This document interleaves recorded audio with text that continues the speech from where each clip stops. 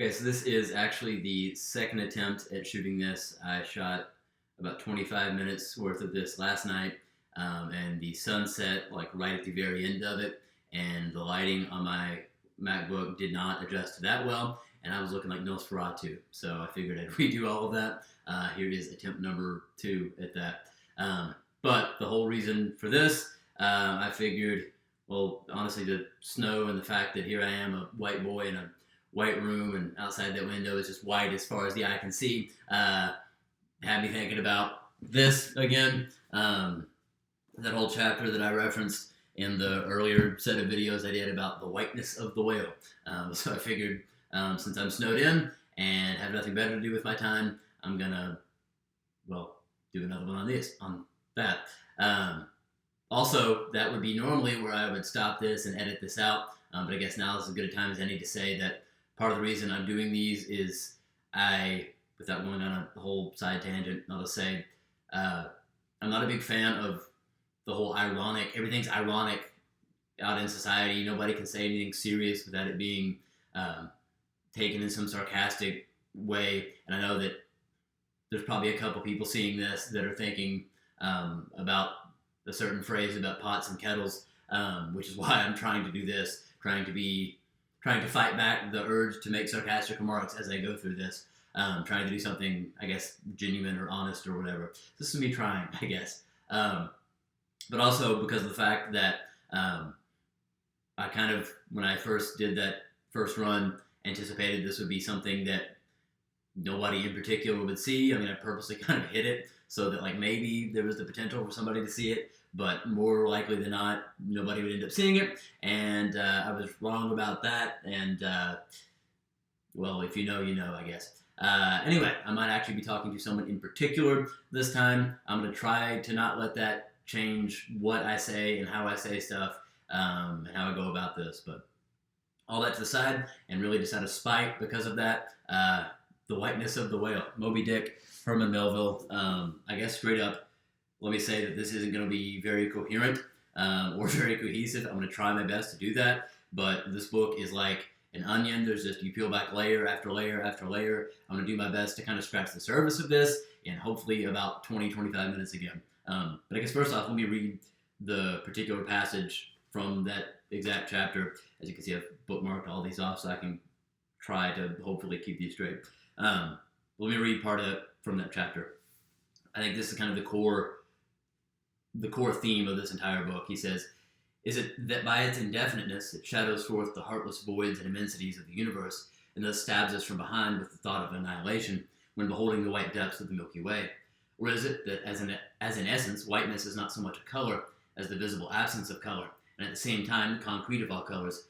Is it for these reasons that there is such a dumb blankness, full of meaning, in wide landscapes of snows, a colorless all-color of atheism from which we shrink?" And I think that's kind of the core question, the core, I guess, idea, for lack of a better word, that he's getting at throughout this is black. The color black has certain connotations. It's the unknown, it's darkness, we're naturally, instinctively afraid of it because it's the darkness that we don't know what's out there. It could be anything, and so we should assume that it's anything. Whiteness, and I think what he's getting at here is not just that we're scared of it, it's that we're petrified. We're absolutely terrified by it because it's the complete, as he said, the complete absence of color.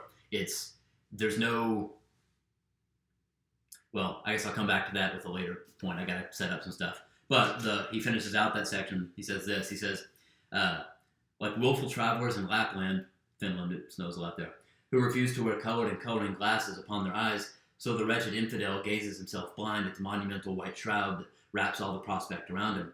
And of all these things, the albino whale was the symbol. Wonder ye then at the fiery hunt. So I think what he's getting at there is that because the color white, and if you want to get scientific about it, it's just the presence of all colors. Because of that, how are you to determine any individual color within that?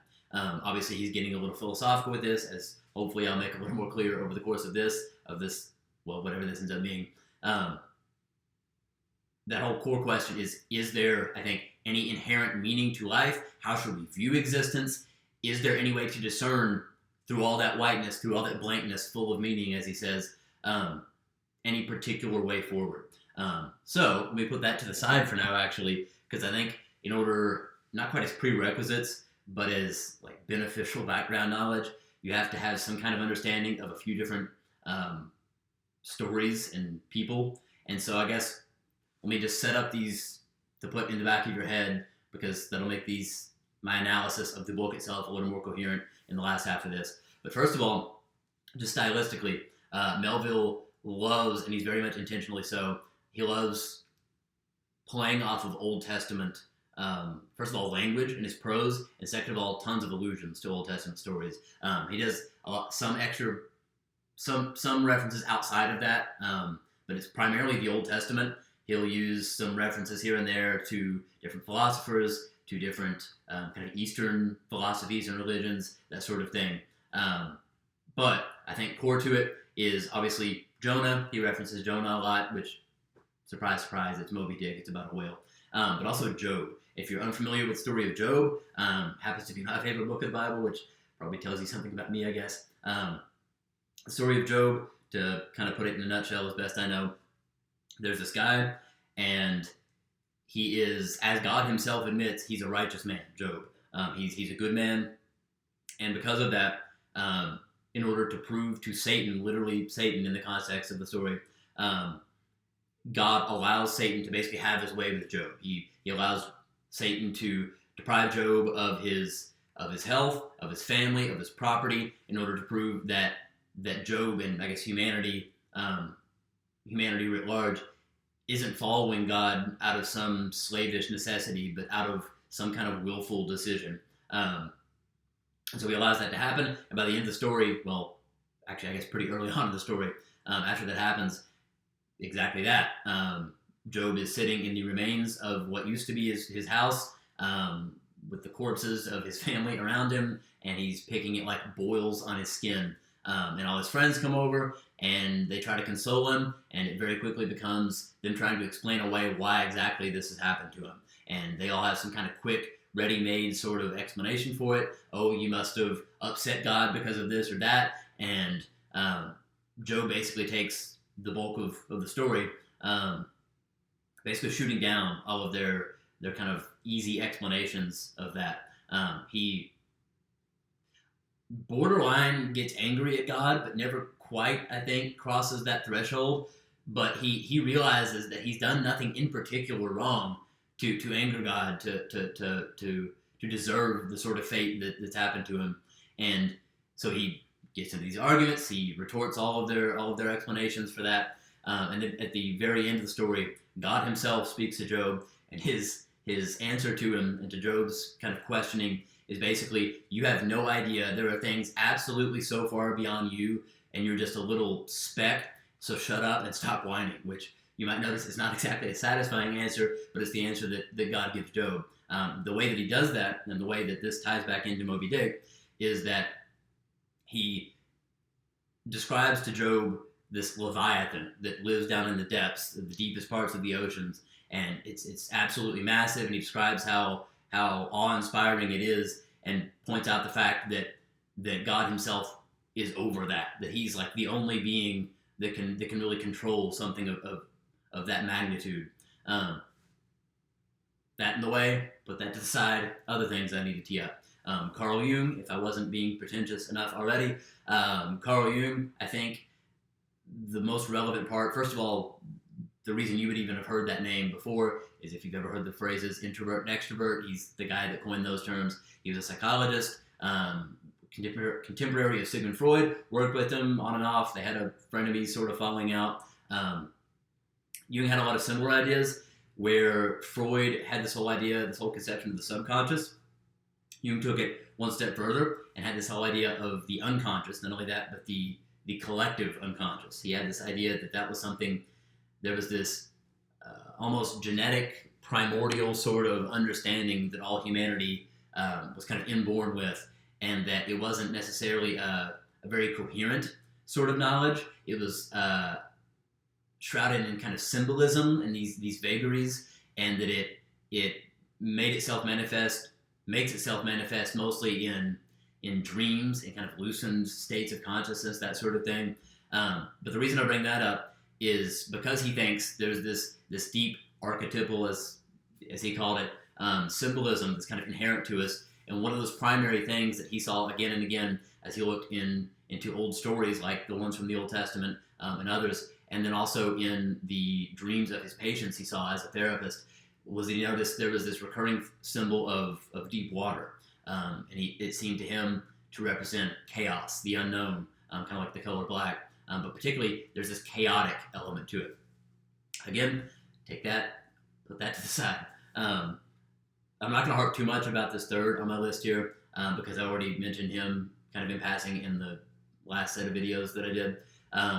But Camus, what I didn't mention about him then was his essay, The Myth of Sisyphus. I don't think I went on very long of a rant about that. I wanted to point that out here because in The Myth of Sisyphus, he opens up on the front page basically by saying there is only one real, true philosophical question. Everything else comes after that, and that's whether or not should we actually kill ourselves. And he pretty early on, he goes even one step further. He says, okay, is there any meaning inherent to life? Any inherent meaning to existence? His answer to that is no.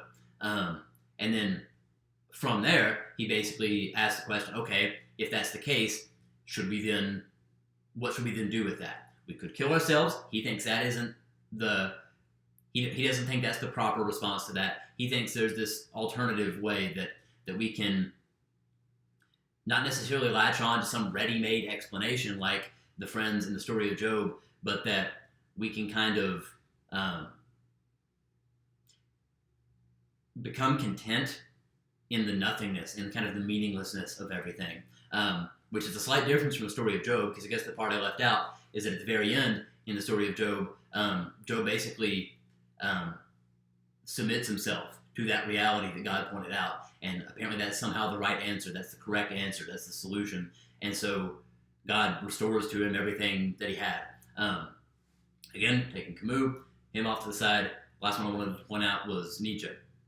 And I guess disclaimer, preface this by saying Nietzsche is the only one of these on this list of kind of prerequisites that I haven't actually read yet. I've got him somewhere on my shelf, something of his, but this is the only one that I'm trying to relay secondhand. I've only got kind of secondhand knowledge of him, but hopefully I'm not misrepresenting this. If I am, sue me, I guess. But Nietzsche, he probably is most famous for his whole assertion that God is dead and we have killed him, which I think is one of those things that gets kind of slightly misconstrued as this gleeful sort of assertion, and doesn't seem to, at least to me, again, secondhand info, that's the case. It seems to me that he thought that was a problem, but that it was a necessary problem. He certainly didn't like Christianity. He was kind of respectful. He was appreciative of what it had done for humanity up to this point, but he viewed it almost as this tricycle that we needed to take the training wheels off and actually learn to ride a bike. He thought that we needed to outgrow Christianity, or that we had outgrown Christianity, and so because of that, we needed to become transcendent. We needed to become like God. We needed to become capable of kind of creating our own systems of morality and meaning in life. Again, that to the side. I say all that because Melville, 50 years in here before Nietzsche's even writing anything, apparently called a shot. The second thing I wanted to point out from this was he had this passage about this side character, and I do mean side character as in this page here is the only point that he's ever actually referenced, called Bulkington, and he's this sailor who basically has been out to sea for 4 straight years on some whaling trip, and he gets described as this stranger to the land. He's out in the deep waters, in the chaos, but the solid ground is what he can't actually tolerate. And not to read this whole passage, although I guess it's literally a page I could, but let me read part of that. He says about Bulkington, he says this. He says, "Wonderfulest things are ever the unmentionable. Deep memories yield no epitaphs. This 6-inch chapter is the stoneless grave of Bulkington. Let me only say that it fared with him as with the storm-tossed ship that miserably drives along the leeward land. The port would fain give succor. The port is pitiful, and the port is safety, comfort, hearthstone, supper, warm blankets, friends, all that's kind to our mortalities. But in that gale, the port, the land, is the ship's direst jeopardy. She must fly all hospitality. And then I'll skip that a little bit. He goes on, he says, know ye now, Bulkington, glimpses do you seem to see of that mortally intolerable truth, that all deep, earnest thinking is the intrepid effort of the soul to keep the open independence of her sea, while the wildest winds of heaven and earth conspire to cast her on the treacherous, slavish shore. But as in landlessness alone resides the highest truth, shoreless, indefinite as God, so better it is to perish in that howling infinite than be ingloriously dashed upon the lee, even if that were safety. I think I'm only going to be able to scratch the surface of this, that the point that Melville is trying to make there is this whole Nietzschean sort of idea that we need to, and I guess kind of like Camus' idea as well, that humanity can and should become capable of creating our own meaning out of this blankness, the whiteness. He seems to be a little skeptical, a little more cynical about that. Nietzsche seemed to think that humanity was capable of that, and that once we became capable of that, that we would be happy. And Melville seems to be a little more, again, skeptical about that. He doesn't portray Bulkington as a happy sort of figure. And in the very next line that I didn't read, he basically kills himself. He drowns himself. He can't tolerate being on the land. He's basically lost to the waters. He's lost to the chaos of this well, the whiteness, as he said in the earlier chapter.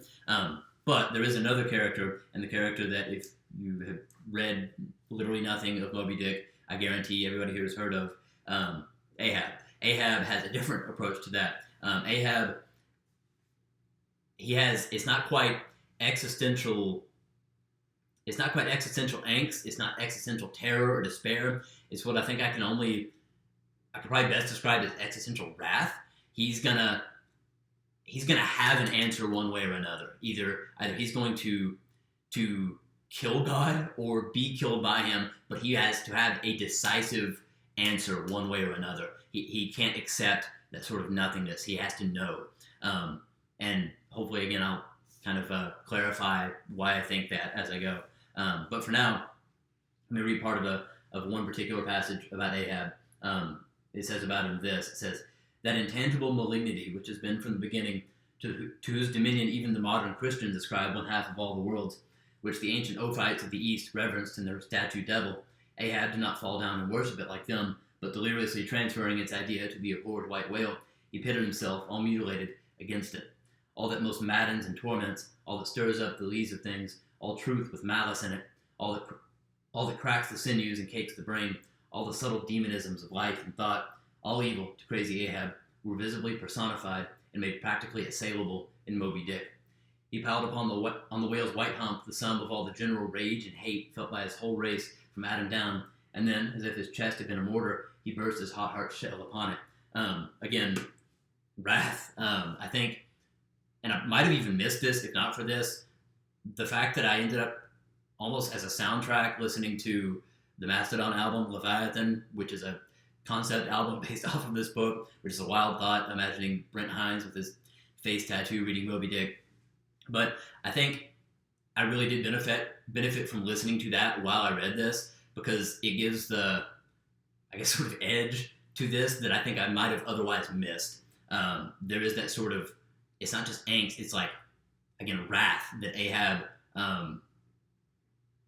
projects into this situation, into this, instead of hopelessness at the dumb blankness full of meaning, he's going to have an answer. But because I'm starting to talk in circles, it's probably time that I move on to another section.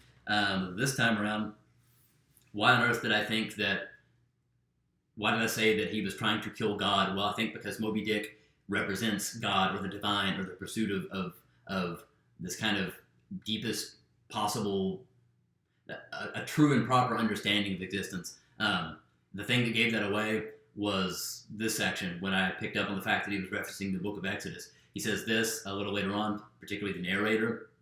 They have killed a whale, not Moby Dick, but some other whale, and he's basically looking over it and kind of describing the biology of it. And he says about him this. He says, describe him how I may then, I go but skin deep.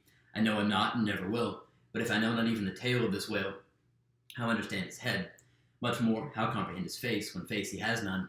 Thou shalt see my back parts, my tail, he seems to say, but my face shall not be seen, which the thing he's referencing there is a story from the book of Exodus. He's referencing Moses, who had up to that point been leading the Israelites through the desert, and he'd been interacting with God, but never directly, always indirectly, always through some other medium, through the burning bush or through clouds of smoke and pillars of fire. And he wants to see God directly. He wants to lay his eyes upon it and see it in its fullness.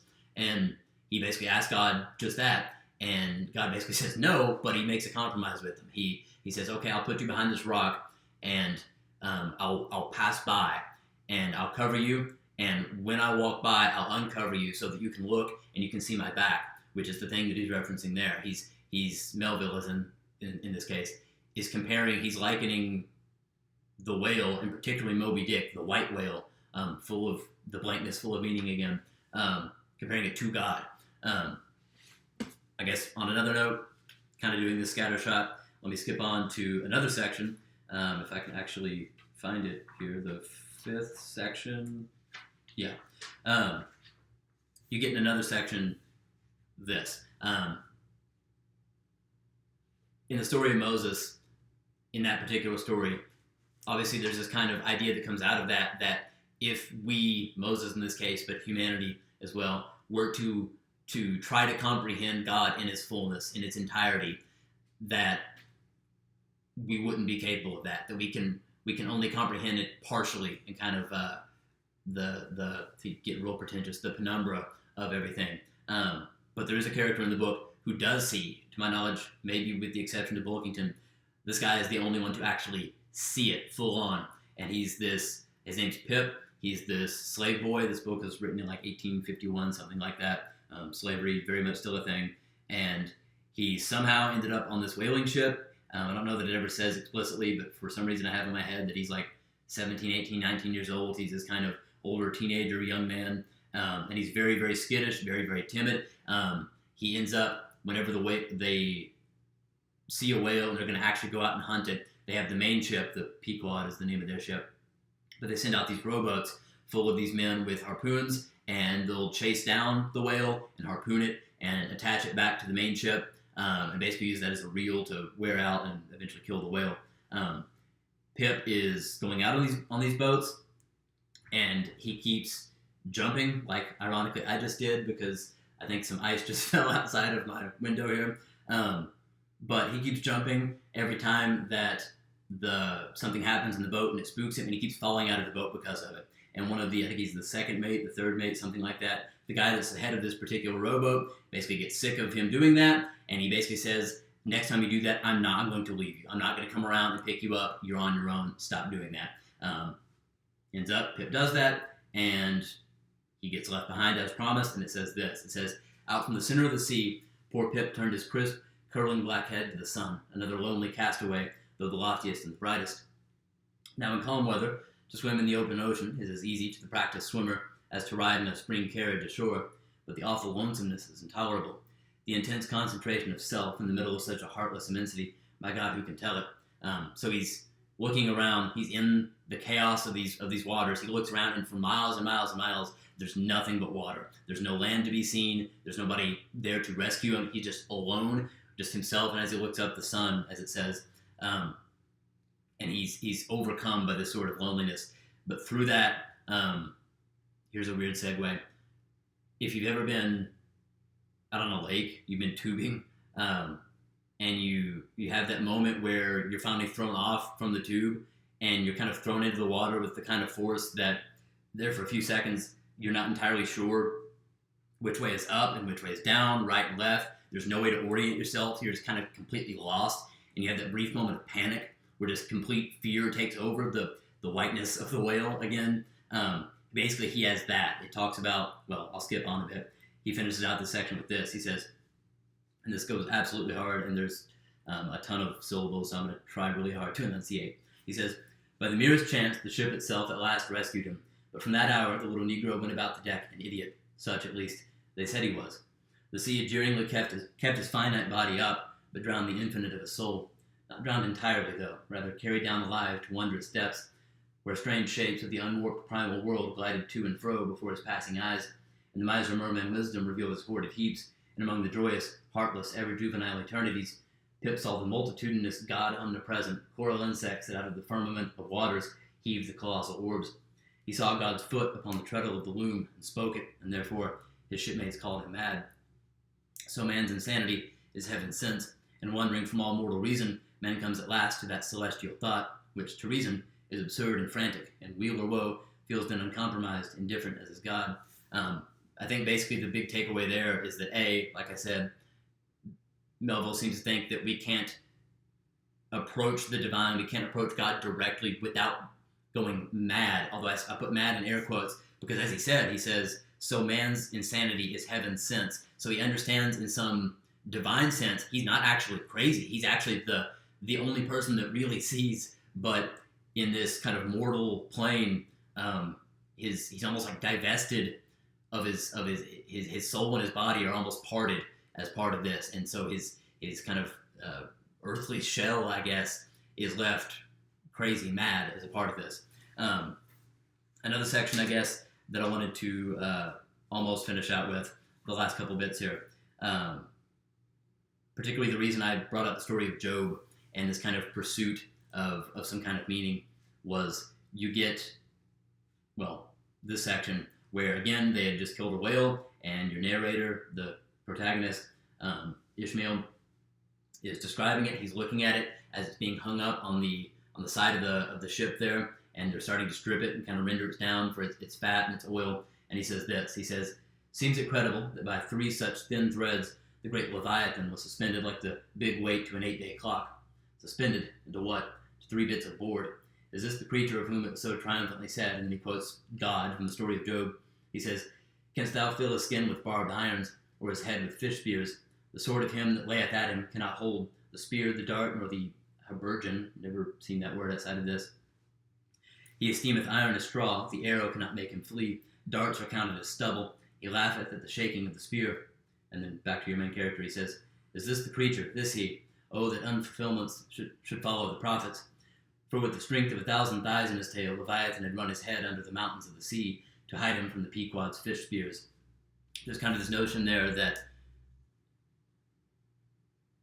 I guess, kind of on that Nietzschean idea that this almost humanistic sort of approach that humanity's developed around the time that he's writing this sort of forward, technologically, philosophically, that we have come in some way like God, to the point where the whale, that God in the story of Job uses to make the point that there are things so beyond humanity's understanding that we can't even wrestle with them.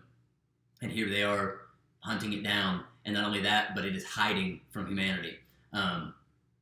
But Melville, I think, seems to not.